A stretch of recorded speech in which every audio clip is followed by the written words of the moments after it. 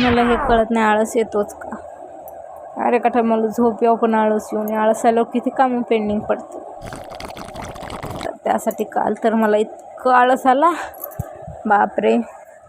मी तर शक्यतो कुठलं काम करणारच नव्हते असं ठरवलेलं की स्वयंपाक पण नाही बनायचं, मस्तपैकी झोपून टाकायचं. पण माझ्याशिवाय पण असतात ना घरात, पिलूचं पप्पा असतात, पिलू असतोय, आता त्यांना तरी लागणारच ना खायला. म्हटलं आता फ्रेश तरी व्हावं.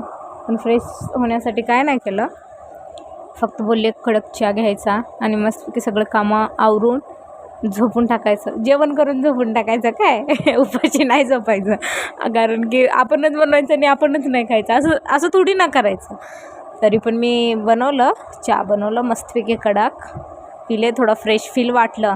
कारण की चहासोबत वेगळंच आपलं कनेक्ट असतं की बाबा चहा पिलं ना थोडं फ्रेश, एकदम एक्साइटमेंट येते चहा पिल्यानंतर. शक्यतो तुम्हीही पेत जा टायमावरती चहा. असं बोलतात की चेहऱ्यावर डार्क स्पॉट येते, ते येते, ते येऊ दे ना, प्रॉब्लेम त्याला सोल्युशन आहेत, पण चहाला सोल्युशन नाही पिल्याशिवाय. व त्यासाठी तुम्ही शक्यतो चहा पीत जा, मी तुम्हाला सजेस्ट करते. कारण की मन प्रसन्न होतो. काही नाही, तुम्ही बोलता ना असं होतं तसं होतं, वजन वाढतं चहानं, असं होतं, शुगर होते, BP होते, जे काय व्हायचं आहे होऊ दे, पण सध्या तरी ताजं वाटतं ना, फील वाटतं ना छान, की बाबा चहा पिल्यामुळं चांगलं वाटतं आहे. तो शक्यतो चहा पीत जा. चला तुम्ही पण या चहा प्यायला. चला तर भेटूया अशाच एका नव्या ब्लॉगमध्ये. बाय.